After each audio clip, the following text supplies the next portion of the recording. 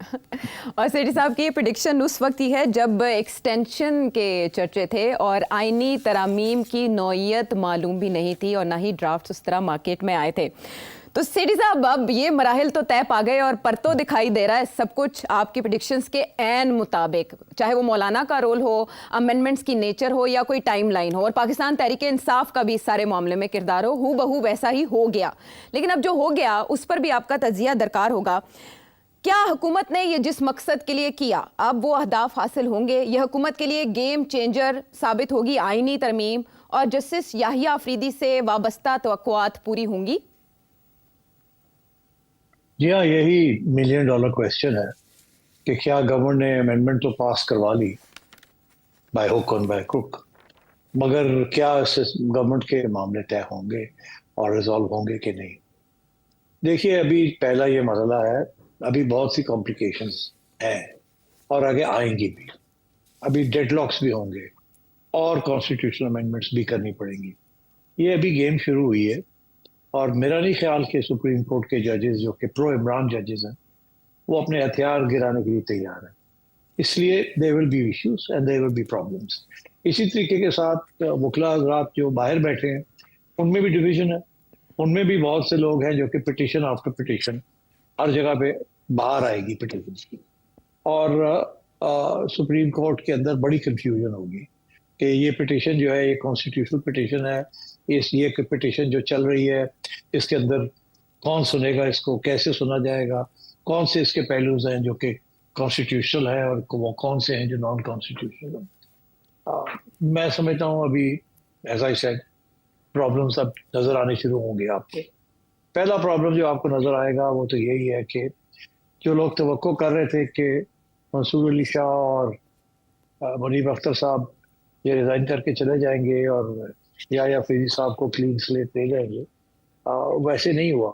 میری تو پریڈکشن یہ تھی کہ نہ منصور علی شاہ چیف جسٹس بنیں گے, نہ منیب اختر, اور نہ ہی قاضی فائز عیسیٰ.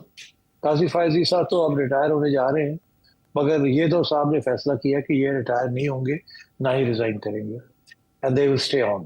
اور اس کا اشارہ انہوں نے دے دیا ہے that they mean to fight. اور ان کے ساتھ جو باقی ججز ہیں ان میں سے ایک دو شاید ادھر ادھر ہو جائیں, پھسل جائیں, مگر 5-6 تو تکڑے رہیں گے ان کے ساتھ. تو اس کا مطلب ہے کہ دس از اے فارمیڈیبل گروپ جو ہر سٹیج پہ کریٹ کریں گے پرابلمس. اچھا سیٹھ صاحب, اب جو بھی ہو چکا یہ لگ رہا تھا کہ معاملات سنبھل جائیں گے اور کلیئرٹی آ جائے گی, کنفیوژن دور ہو جائے گی, لیکن کنفیوژنس کی بھرمار ہو گئی ہے. آئینی بینچ کی تشکیل کیسے ہوگی اور اس کے بعد جوڈیشل کمیشن کے ممبرز کون کون ہوں گے, ان سب معاملات کو لے کر مارکیٹ میں بہت سی تھیریز چل رہی ہیں. لیکن اعظم نذیر تارڑ صاحب ایک ایک کر کے سب کا جواب دے رہے ہیں, اور وہ یہ بھی کہہ رہے ہیں کہ آئینی بینچ اگلے ہفتے سے کام شروع کریں گے, یعنی اس کو ڈیلے نہیں کیا جائے گا. جیسے ہی نئے چیف جسٹس آئیں گے آئینی جوڈیشل کمیشن کا اجلاس ہوگا اور آئینی بینچز کی تشکیل پر کام شروع ہو جائے گا. ایک بینچ میں 5 ججز ہوں گے اور اس کے حوالے سے اسمبلی, صوبائی اسمبلی بھی باقاعدہ ایک قرارداد کے ذریعے منظوری دے گی.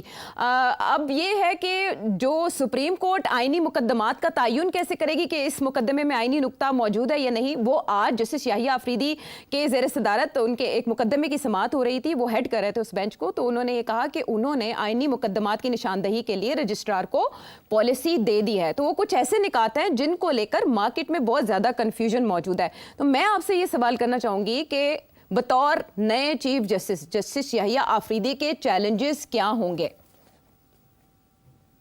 جی ہاں, یہ ٹھیک ہے, اچھا کیا کہ تارڑ صاحب نے کلیریفیکیشن دے دی ہے, مگر اٹس ناٹ انف.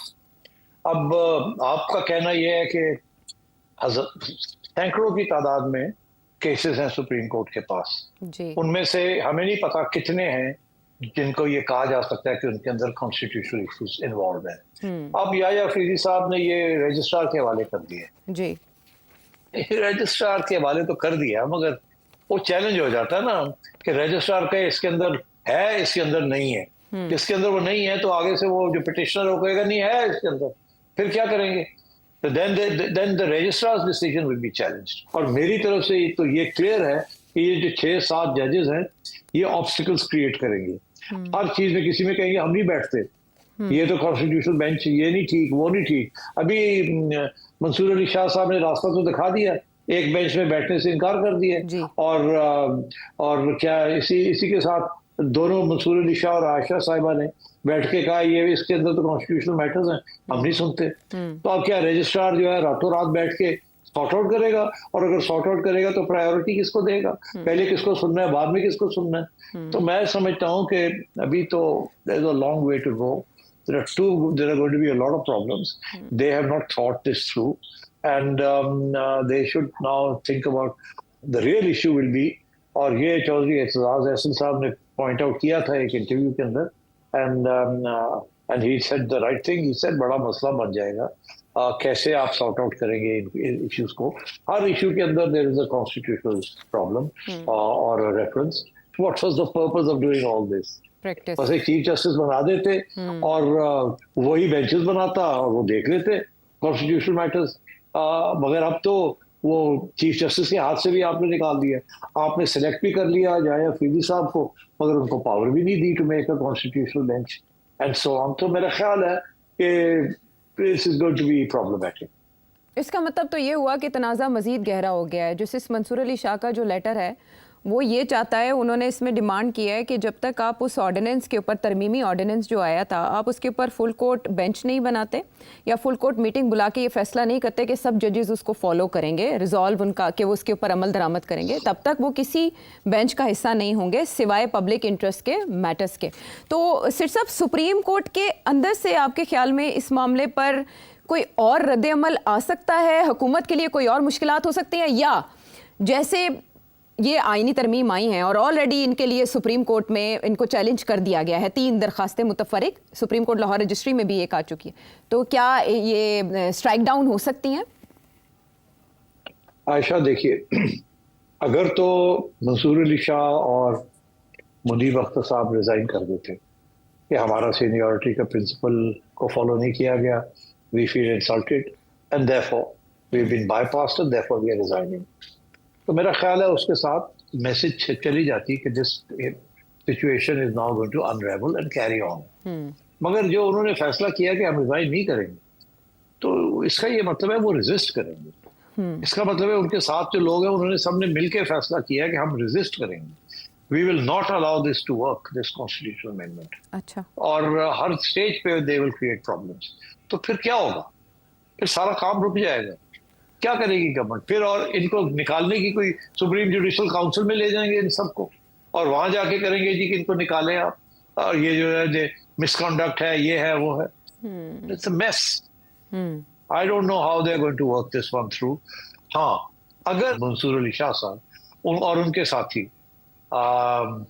फैसला ये करते हैं कि they will cooperate and they will work to fulfil the requirements of the amendment, तो फिर तो ये मामला सॉल्व हो जाएगा। मगर अगर उन्होंने फैसला ये किया कि हमें रेजिस्ट करना है, we are not going to cooperate because we don't agree with it, and और बाहर पीटीआई बैठी है और लॉयर्स बैठे हैं जो कि पिटिशन पे पिटिशन ठोकेंगे, और मेरा ख्याल है बड़ा मुश्किल हो जाएगा या अफरीदी साहब के लिए और जुडिशल पार्लियामेंट्री कमेटी के लिए to move forward in any concrete sense. I foresee a lot of issues.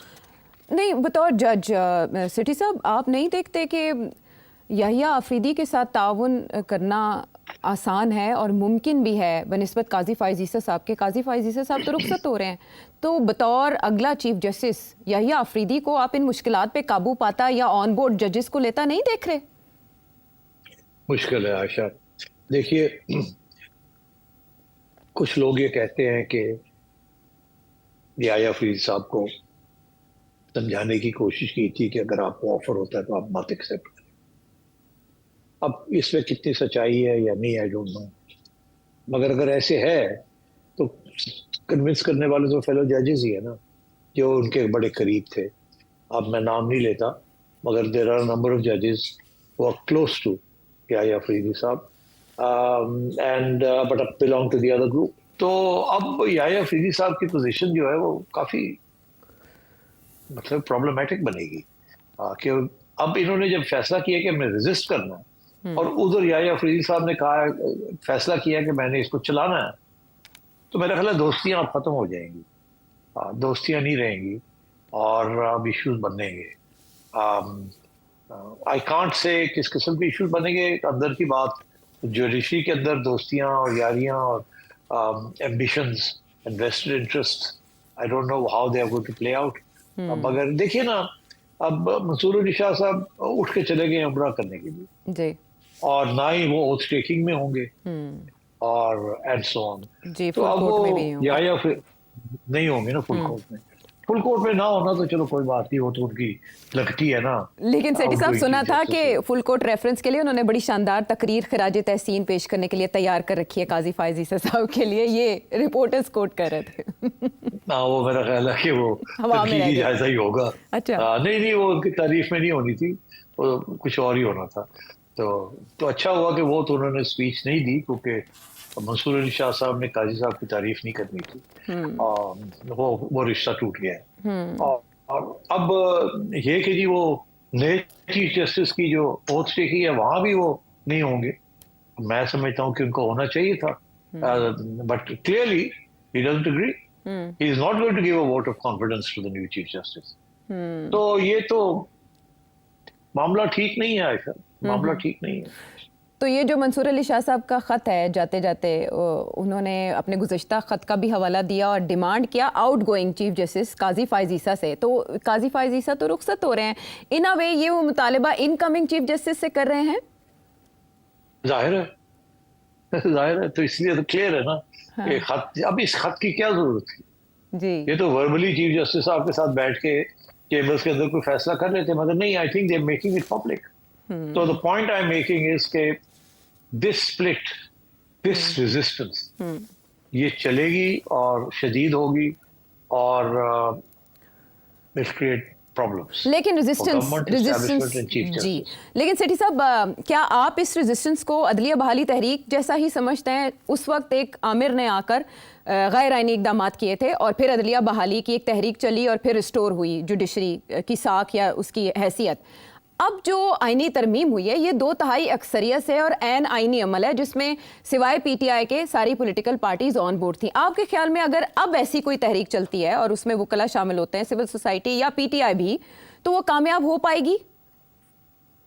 नहीं, ऐसी तहरीक नहीं चलेगी, उस किस्म के हालात नहीं है. मैंने पहले भी एक्सप्लेन किया था कि इस किस्म की तहरीक शुरू तो हो सकती है, वो कामयाब नहीं होगी, क्योंकि के पास बड़े तरीके हैं लॉयर्स को डिवाइड करने के. गवर्नमेंट के पास भी इंड्यूसमेंट्स हैं, पार्टीज के अपने लॉयर ग्रुप्स हैं, so on and so fourth, और पीपीपी और पीएमएलएन के अपने भी ग्रुप्स हैं लॉयर्स के. तो वो जो हामिद खान साहब जो उम्मीद रखते हैं, वो नहीं होगी. ना ही जो मुनीर मलिक साहब समझते हैं कि वो एक लॉयर्स मूवमेंट चलाएंगे, वो नहीं होगी. अलबत्ता पेशावर और बलूचिस्तान के जो वकला हजरात हैं, उनकी तरफ से तो ऐलान ऑलरेडी हो गया है that they don't accept it, this amendment. And so therefore the bar is divided and the bench is divided. And this is not a good situation, but it will not lead to a lawyers movement to challenge the existing system.